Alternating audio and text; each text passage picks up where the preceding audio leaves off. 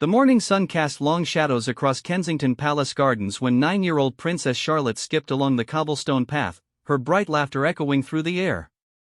She had no idea that hidden eyes were watching her every move, calculating the perfect moment to strike. What started as an ordinary Tuesday morning would become the day that tested every security protocol, pushed a loyal guard to his limits, and revealed just how far someone would go to harm the royal family.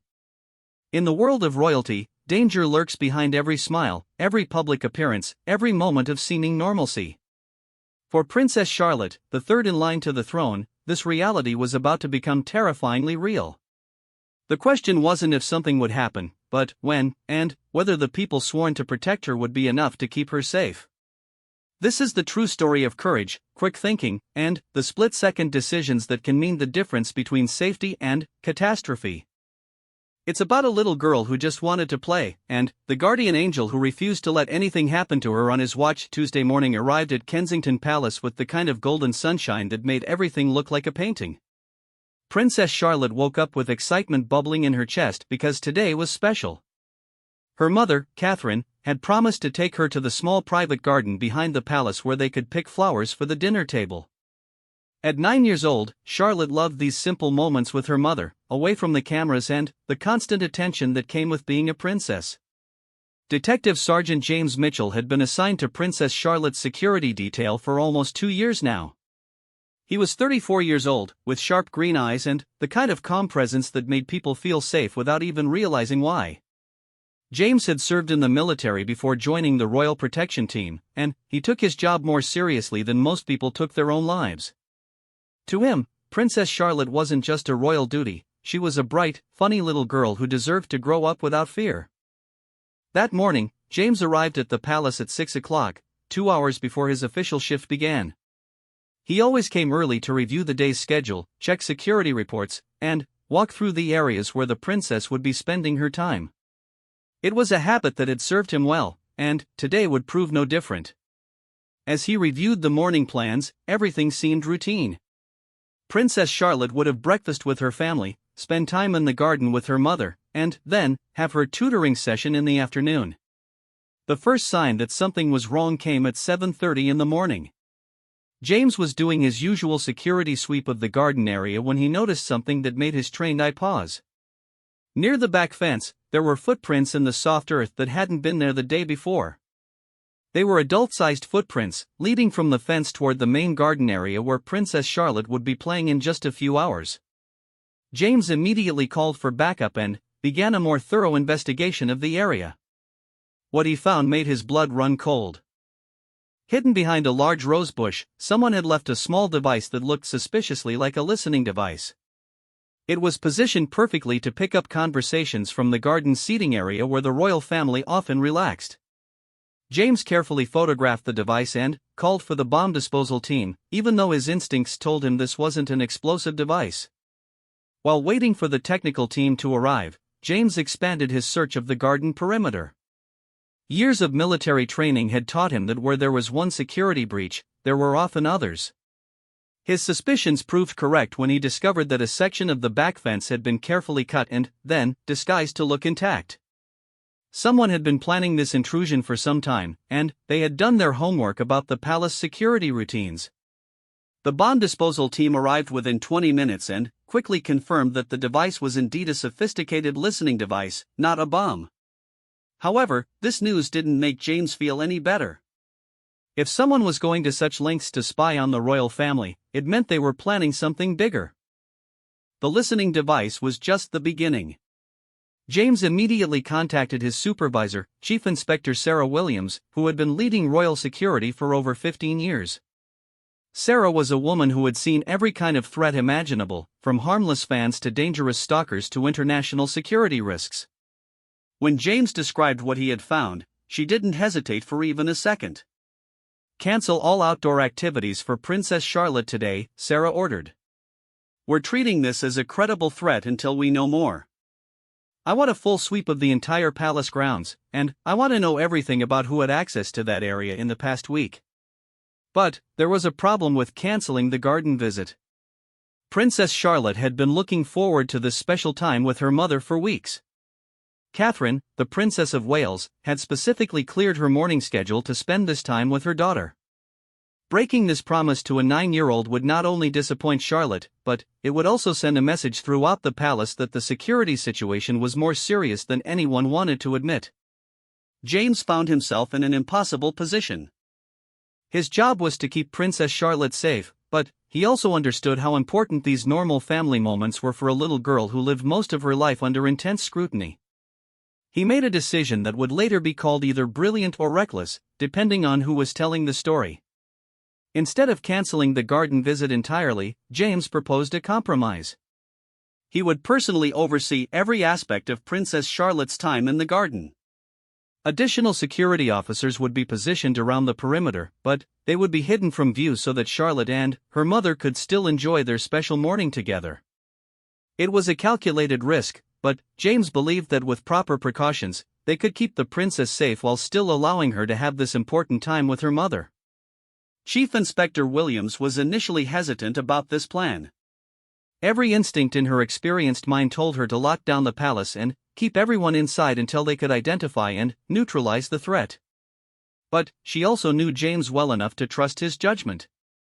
He had never let his personal feelings interfere with security decisions before, and his military background made him uniquely qualified to assess and manage dangerous situations. The decision was made to proceed with the garden visit, but with unprecedented security measures. In addition to James, 4 other officers would be positioned around the garden, each with specific zones of responsibility. 2 snipers would be stationed on the palace roof with clear lines of sight to the garden area. Electronic surveillance equipment would monitor every entrance to the palace grounds, and a helicopter would be on standby just minutes away in case rapid evacuation became necessary. As 9 o'clock approached, Princess Charlotte practically bounced with excitement.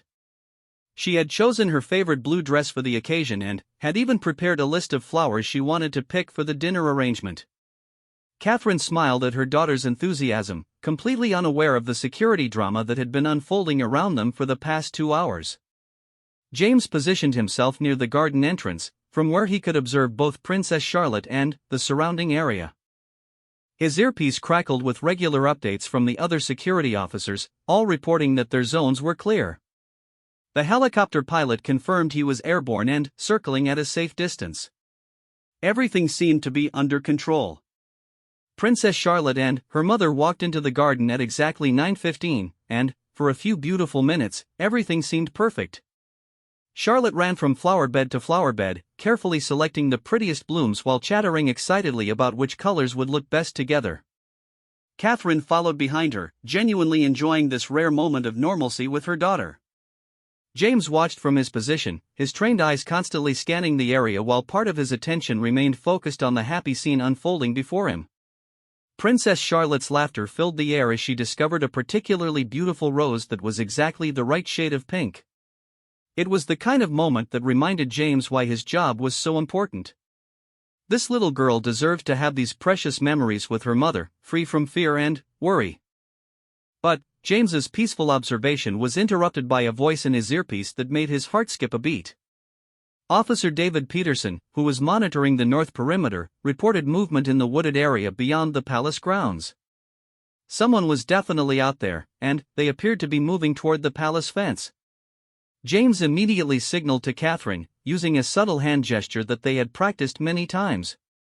It was a sign that meant be ready to move quickly, but don't alarm Charlotte.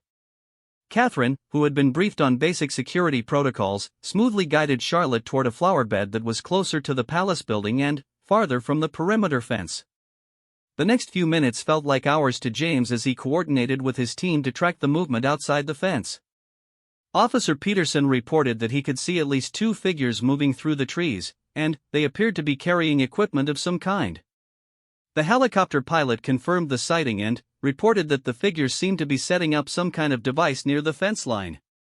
James faced a critical decision.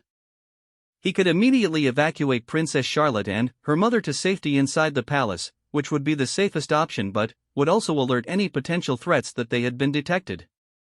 Alternatively, he could continue to monitor the situation while keeping Princess Charlotte in the garden, hoping to gather more intelligence about what the intruders were planning. His military training kicked in, and James chose a third option. He would create a controlled situation that would allow Princess Charlotte to finish her garden visit while simultaneously drawing out the intruders so they could be apprehended. It was a risky plan that required perfect timing and coordination with his team. James spoke quietly into his microphone, giving specific instructions to each member of his security team. Officer Peterson would continue to monitor the intruders while two other officers moved to flanking positions. The helicopter would move to a position where it could quickly respond if needed, and the palace would be notified to prepare for a potential lockdown. Meanwhile, James approached Catherine and Charlotte, maintaining his calm, professional demeanor. To Charlotte, he simply looked like the friendly guard who was always around to make sure everything was safe. She had grown accustomed to James's presence and often included him in her conversations, asking him about his favorite flowers or whether he thought her flower arrangements were pretty. "Your Royal Highness," James said to Catherine in a tone that sounded casual but carried an undertone that she immediately recognized. Perhaps Princess Charlotte would enjoy seeing the roses near the east wall. "They're particularly beautiful this morning." Catherine understood immediately. The east wall was the area farthest from where the intruders had been spotted, and it was also closest to the palace entrance. Without missing a beat, she smiled at Charlotte and suggested they explore that area of the garden. As they moved across the garden, James's earpiece crackled with an urgent update from Officer Peterson. The intruders had cut through the fence and were now inside the palace grounds. They were moving slowly and carefully, but they were definitely heading toward the garden area where Princess Charlotte was playing. James's decision to use Princess Charlotte's presence as a tactical advantage was based on years of experience and a deep understanding of how criminal minds work. Most people planning to harm or kidnap a member of the royal family would expect immediate evacuation once their presence was detected. By keeping Princess Charlotte in the garden while secretly surrounding the area with security personnel, James was creating a situation where the intruders would reveal their full plan before they realized they had been discovered. Princess Charlotte was completely absorbed in her exploration of the rose garden, moving from bush to bush with the kind of focused enthusiasm that only children can display.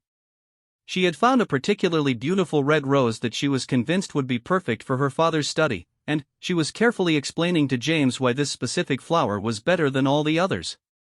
Her innocent chatter provided perfect cover for the increasingly intense security operation unfolding around her. Officer Peterson's voice came through James's earpiece with information that made the situation even more complex. "Fourth subject spotted approaching from the west side. This one is different from the others, dressed like maintenance staff and carrying what appears to be gardening equipment. He's moving directly toward the garden area." James processed this new development quickly. A fourth person dressed as maintenance staff suggested a level of planning that went beyond simple surveillance or photography. Someone had done extensive research into palace operations and had created a plan that would allow them to get close to Princess Charlotte without immediately raising suspicion. The fake maintenance worker could potentially get much closer to the princess than the other intruders before anyone questioned his presence. Catherine had noticed James's increased attention to his earpiece and the subtle changes in his posture that indicated heightened alert status. She smoothly guided Princess Charlotte toward a bench position near the center of the rose garden, a location that provided James with excellent sight lines in all directions while keeping her daughter in the safest possible position. "Charlotte, darling," Catherine said in her most cheerful voice, "why don't we sit here for a moment and arrange the flowers you've picked? James might enjoy hearing about how you choose which flowers go together."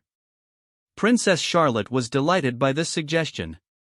She loved having an adult audience for her flower arranging skills, and James had always been particularly good at asking thoughtful questions about her choices.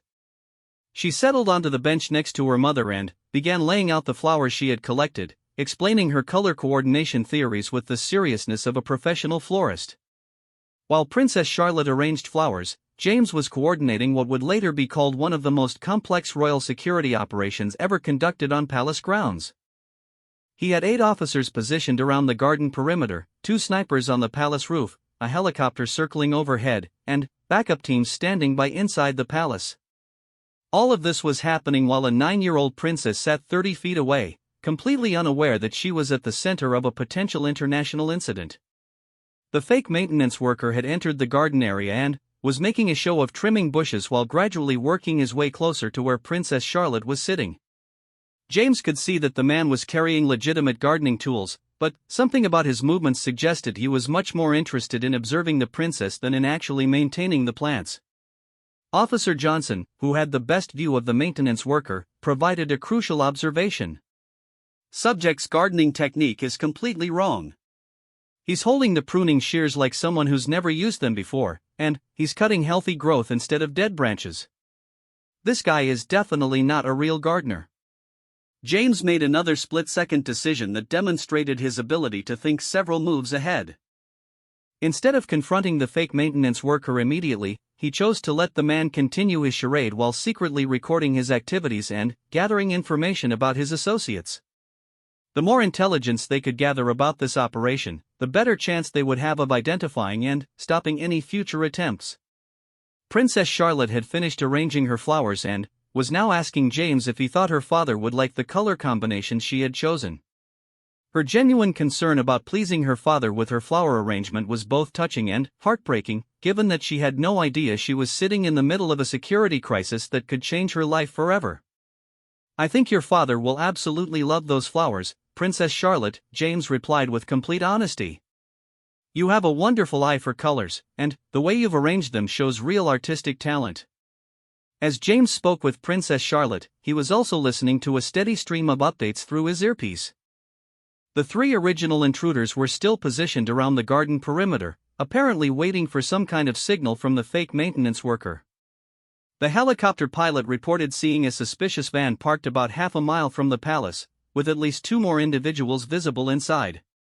The scope of the operation was becoming clear, and it was much larger than James had initially realized. This wasn't a simple attempt to photograph or harass a member of the royal family. Someone had organized a coordinated operation involving multiple people, sophisticated equipment, and careful planning. The level of resources being devoted to this effort suggested either a well-funded criminal organization or a foreign intelligence operation. Officer Martinez provided the next piece of crucial intelligence. "I've managed to get close enough to overhear more conversation between the original subjects. They're definitely speaking Russian, and I caught references to extraction and timing. They're waiting for something specific to happen before they make their move." The word extraction sent a chill through James's entire body. In security terminology, extraction usually meant kidnapping, and the fact that these individuals were discussing timing suggested they had a specific plan for taking Princess Charlotte from the palace grounds. James realized that they were potentially facing an attempted kidnapping of one of the most important children in the world. He immediately activated the highest level of emergency protocols, sending coded signals to every security officer on the palace grounds and alerting the nearest military units that royal security might require immediate assistance. Within minutes, the palace would be surrounded by the most elite security forces in the United Kingdom, but James knew that minutes might be too long if the intruders decided to act immediately. Princess Charlotte had stood up from the bench and was walking toward a nearby fountain, attracted by the sound of the water and the small birds that had gathered there for a drink. Her movement brought her closer to where the fake maintenance worker was positioned, and James could see that the man was preparing to intercept her path. This was the moment James had been preparing for throughout his entire career. Every training exercise, every security drill, every hour spent studying potential threat scenarios had led to this moment when he would have to make decisions that could mean the difference between life and death for Princess Charlotte. James moved smoothly but quickly to position himself between Princess Charlotte and the fake maintenance worker, making the interception look like a natural part of his protective duties. "Princess Charlotte," he said in a voice that was both calm and subtly urgent, "I think your mother might be ready to go inside for some refreshments. You've done wonderful work in the garden this morning." Catherine immediately understood James's signal and began gathering Princess Charlotte's flowers while encouraging her daughter to say goodbye to the beautiful garden. Princess Charlotte was initially disappointed because she had been looking forward to seeing the fountain, but her natural obedience to her parents overcame her desire to continue exploring. As they began walking toward the palace entrance, James coordinated the final phase of his security operation. The fake maintenance worker had realized that his target was moving away from him and was beginning to move more urgently in their direction. The other intruders around the perimeter were also showing signs of increased activity, suggesting that they were preparing to implement whatever plan they had been developing. Officer Peterson reported that the suspicious van outside the palace grounds had started its engine and was beginning to move toward the main palace entrance. Vehicle approaching at moderate speed. Driver appears to be communicating with someone via radio. This could be the extraction vehicle. James knew that the next few minutes would determine whether this security incident ended with all threats neutralized or whether it escalated into the kind of international crisis that could have far-reaching consequences for the royal family and the United Kingdom's security reputation. As they walked across the garden toward the palace entrance, Princess Charlotte chattered happily about her successful flower-picking expedition, completely unaware that each step was taking her further from danger and closer to safety. Her innocent trust in the adults around her to keep her safe was both inspiring and sobering for James, who understood the enormous responsibility that trust represented. The fake maintenance worker had abandoned any pretense of actually working in the garden and was now walking directly toward them, no longer bothering to hide his true intentions. James could see that the man was reaching into his jacket, potentially for a weapon or communication device, and knew that the moment of confrontation was seconds away. The moment the fake maintenance worker reached into his jacket, James's military training took complete control of his actions. Time seemed to slow down as his body moved with the practiced precision of someone who had spent years preparing for exactly this type of situation. He positioned himself directly between Princess Charlotte and the approaching threat while simultaneously signaling his team to move into action positions. "Catherine, please take Princess Charlotte inside immediately," James said in a voice that was calm but carried unmistakable authority. "Use Entrance 3, and don't look back." Catherine didn't hesitate for even a fraction of a second. Years of security briefings had prepared her for this moment, and she smoothly scooped up Princess Charlotte while maintaining an appearance of casual urgency. "Come along, darling," she said to her daughter, "let's go inside and put these beautiful flowers in water before they wilt." Princess Charlotte, sensing something different in her mother's tone but not understanding what was happening, allowed herself to be guided toward the palace entrance. She looked back over her shoulder at James with a slightly puzzled expression, as if she wanted to ask why he wasn't coming with them, but Catherine gently redirected her attention to the flowers in her hands. The fake maintenance worker had pulled a communication device from his jacket and was speaking rapidly into it in what James now recognized as Russian. The man's body language had changed completely, abandoning any pretense of being a palace gardener and revealing the focused intensity of someone executing a planned operation. James spoke quietly into his microphone, "All units, we are now at threat level red. Subjects are active and communicating. Princess Charlotte is moving to safety, but we need immediate containment of all threats." Officer Johnson responded first, "I have a clear shot on the maintenance subject if needed, but he hasn't displayed a weapon yet." Officer Peterson added, "The 3 perimeter subjects are moving toward the garden area. They appear to be responding to instructions from the maintenance subject." James made a tactical decision that would later be studied in security training programs around the world. Instead of waiting for the threats to reveal weapons or make aggressive moves toward Princess Charlotte, he chose to initiate contact with the fake maintenance worker while his backup team moved to surround the other intruders. "Excuse me," James called out to the fake maintenance worker in a friendly but firm voice, "I need to see your identification and work authorization for this area."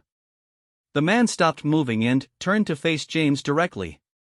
Up close, James could see that despite his maintenance worker disguise, the man had the physical conditioning and alert posture of someone with military or intelligence training. His hands showed no signs of regular manual labor, and his eyes were constantly scanning the area in a way that suggested professional training in surveillance and security procedures. "I am working on the roses," the man replied in heavily accented English. "Very beautiful roses need special care." James smiled politely while positioning himself so that he could respond quickly if the man made any aggressive moves. "I'm sure they do. However, palace policy requires all maintenance workers to check in with security before beginning work in areas where the royal family might be present. I'm going to need to see your work orders and identification." Behind James, he could hear Princess Charlotte's voice getting fainter as Catherine successfully guided her into the palace. The sound of his primary charge reaching safety allowed James to focus entirely on the threat assessment and neutralization process that was now unfolding around him. The fake maintenance worker looked directly at James for several seconds, clearly evaluating his options. James could see the man's hand moving slowly towards something in his back pocket, and he prepared to respond to whatever the man might produce. "I show you identification," the man said, reaching behind him with deliberate slowness. Instead of identification, the man produced a small handheld device that James immediately recognized as a signal transmitter. Before James could react, the man pressed a button on the device, sending what was clearly a pre-arranged signal to his associates around the palace grounds. The response was immediate and coordinated. Officer Peterson reported that the 3 perimeter intruders were now moving rapidly toward the garden area, abandoning any attempt at concealment. Officer Martinez added that the suspicious van outside the palace grounds was accelerating toward the main entrance, and the helicopter pilot confirmed that he could see additional vehicles approaching the palace from multiple directions. James realized that they were facing a full-scale coordinated assault on palace security, with Princess Charlotte as the obvious target. The fake maintenance worker had been the advance scout, gathering intelligence and positioning himself to signal the main attack when Princess Charlotte was in the optimal position for extraction. "Security alert, all units," James spoke into his microphone with professional calm. "We have multiple hostile subjects converging on the palace grounds. This is not a drill. Implement full lockdown procedures immediately." The fake maintenance worker smiled at James with the confidence of someone who believed his plan was already succeeding. "You cannot stop what is already beginning," he said in his accented English. "Better you step away now, no one gets hurt." James's response demonstrated why he had been chosen for Princess Charlotte's protection detail. Instead of backing down or showing any sign of intimidation, he stepped closer to the man with the calm confidence of someone who had faced much more dangerous situations in his military career. "Actually," James said with a slight smile of his own, "I think you're going to find that you've made a serious miscalculation. This is the wrong place, the wrong target, and definitely the wrong security officer to threaten." The man's confident expression faltered slightly as he began to realize that James wasn't behaving like someone who was surprised or overwhelmed by the situation. Professional recognition flickered in the man's eyes as he reassessed the person standing in front of him. James continued, "You see, we've been watching you and your associates for the past hour. We know about your surveillance equipment, your perimeter positions, and your extraction vehicles. The only thing we didn't know was when you would make your move, and now you've shown us that too." The sound of approaching footsteps from multiple directions indicated that James's security team was moving into position around the garden area. The fake maintenance worker looked around nervously as he realized that instead of springing a trap on an unsuspecting security detail, he had walked into a carefully orchestrated counter-operation. Officer Johnson's voice came through James's earpiece, "All 3 perimeter subjects are in custody." They were so focused on reaching the garden area that they walked right into our containment positions. Officer Peterson added, "The suspicious van has been stopped at the main entrance by the armed response team. 2 subjects in custody, and they found some very interesting equipment in the vehicle." The helicopter pilot provided the final piece of good news: additional vehicles that were approaching the palace have stopped and are retreating. Appears they received word that the operation had been compromised. James looked at the fake maintenance worker, whose confident demeanor had completely evaporated as he realized that his carefully planned operation had not only failed but had resulted in the capture of his entire team. "Now then," James said pleasantly, "let's talk about that identification you mentioned." The man's shoulders sagged in defeat as he understood that whatever organization had sent him had badly underestimated the capabilities of the Royal Protection Service. He slowly reached into his pocket and produced a passport that James was certain would prove to be as fake as his maintenance worker credentials. As additional security officers arrived to take the fake maintenance worker into custody, James allowed himself a moment to feel the satisfaction of a job well done. Princess Charlotte was safe, all immediate threats had been neutralized, and his team had successfully prevented what could have been an international incident with far-reaching consequences. But, even as he savored this victory, James knew that the incident raised serious questions about how a foreign intelligence operation had gotten so close to succeeding in their apparent plan to kidnap a member of the British royal family. The level of planning and Your decision to keep Princess Charlotte in the garden while building intelligence about the threat was either brilliant or completely reckless, but, given that it worked, I'm going to call it brilliant. James nodded his acknowledgement of the compliment while his mind was already moving on to the next phase of his responsibilities. Princess Charlotte was safe, but she would need to be briefed about what had happened in a way that would help her understand the situation without traumatizing her or making her afraid of enjoying normal activities in the future. 2 hours after the failed kidnapping attempt, Princess Charlotte sat in the palace library with her flower arrangement, completely absorbed in the task of creating the perfect bouquet for her father's study. She had no idea that in the past hour, her story had become international news, that heads of state were being briefed about the security breach, and that intelligence agencies across Europe were working to identify the organization behind the attack. James stood near the library window, watching Princess Charlotte work while simultaneously coordinating with investigators who were processing the scene and interrogating the captured intruders. His body was still running on adrenaline from the morning's events, but his primary focus remained on ensuring that Princess Charlotte felt safe and secure despite everything that had happened around her. Catherine sat nearby, reading a book while keeping a watchful eye on her daughter. She had handled the crisis with the grace and composure expected of a future queen, but James could see the subtle signs of stress in her posture and the way she occasionally glanced toward the windows. The knowledge that foreign agents had come so close to potentially kidnapping her daughter was something that would take time to process fully. Chief Inspector Williams entered the library with an update that would help explain the morning's events. "We've identified the suspects," she said quietly to James. "They're part of a criminal organization that specializes in kidnapping high-profile targets for ransom. Intelligence suggests they've been planning this operation for months, studying palace security routines and looking for opportunities." James nodded grimly. The professional nature of the operation had suggested organized crime rather than terrorism, but knowing that criminals had come so close to Princess Charlotte was still deeply disturbing. "What about their intelligence sources?" he asked. "Someone had to provide them with detailed information about palace security procedures." "That's still under investigation," Williams replied. "But we found sophisticated surveillance equipment in their possession, including devices capable of intercepting radio communications. They may have gathered their intelligence through electronic surveillance rather than having an inside source." This information was somewhat reassuring, as it suggested that there hadn't been a betrayal within the Royal Protection Service. However, it also indicated that palace security procedures would need to be completely reviewed and updated to prevent similar attempts in the future. Princess Charlotte looked up from her flower arrangement with a bright smile. "James, do you think Papa will notice that I chose flowers that match the colors in his favorite painting?" "I think he'll be absolutely delighted, Princess Charlotte," James replied with genuine warmth. "You've put a lot of thought and care into making something special for him, and that's the most important thing." As Princess Charlotte returned to her flowers, James reflected on how remarkable it was that she had maintained her innocent joy and creativity despite being at the center of such a dangerous situation. Her resilience and ability to find happiness in simple things like flower arranging was a reminder of why his job protecting the royal family was so important. Prince William arrived in the library shortly after lunch, having been briefed on the morning's events by his security team.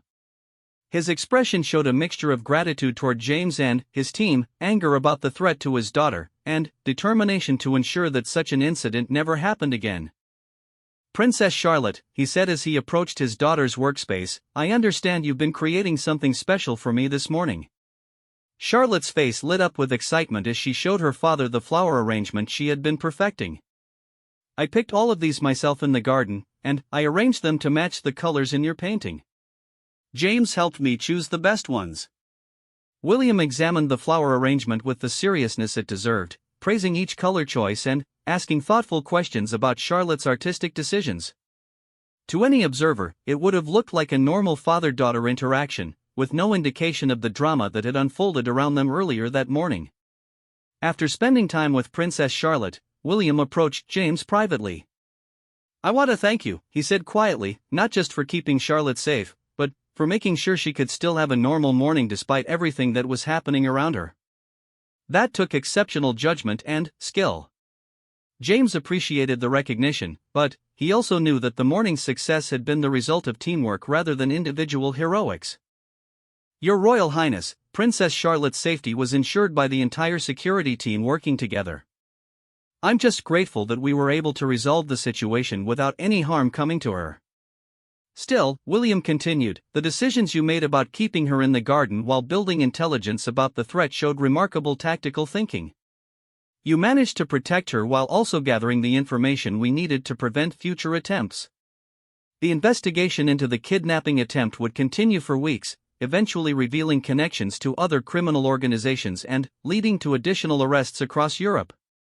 The sophisticated nature of the plot would result in significant upgrades to palace security procedures and increased coordination with international law enforcement agencies.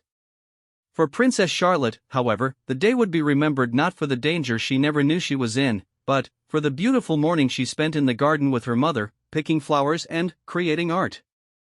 That evening, her flower arrangement would hold pride of place on her father's desk, where it would remain until the flowers finally wilted days later.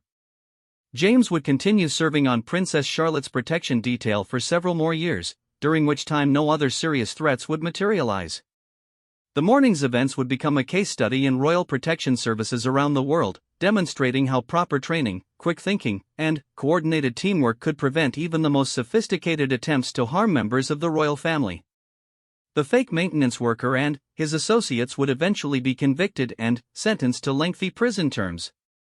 During their interrogation, they would reveal that they had been hired by a criminal organization that specialized in kidnapping wealthy individuals for ransom, and that Princess Charlotte had been targeted because of her high profile and the presumed willingness of the British government to pay enormous sums for her safe return. The investigation would also reveal that the criminal organization had been monitoring palace security for months, using sophisticated electronic surveillance equipment to map security procedures and identify potential vulnerabilities. Their plan had been to kidnap Princess Charlotte during one of her regular garden visits, transport her to a safe house outside London, and then demand a ransom payment large enough to fund their operations for years to come. What they hadn't anticipated was James's decision to allow Princess Charlotte to continue her garden visit while secretly surrounding the area with security personnel. This tactical choice had allowed the security team to gather complete intelligence about the kidnapping attempt while maintaining control of the situation throughout the incident. Princess Charlotte would grow up with only happy memories of that morning in the garden, unaware that she had been at the center of one of the most significant royal security incidents in decades. Her trust in the adults around her to keep her safe would remain unshaken, allowing her to continue enjoying the simple pleasures of childhood despite the unique challenges of growing up as a member of the royal family.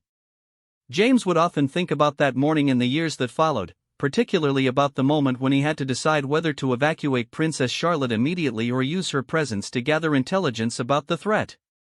The success of his decision would validate his approach to royal protection, which emphasized understanding and outsmarting threats rather than simply reacting to them.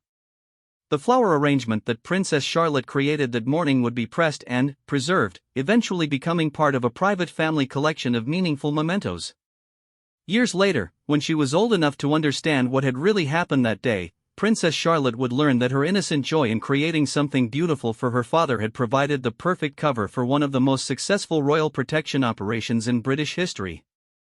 The morning when Princess Charlotte was in danger would ultimately become a story of triumph over adversity, demonstrating that even the most sophisticated threats could be overcome through professional excellence, tactical intelligence, and unwavering dedication to protecting those who deserve to live their lives free from fear.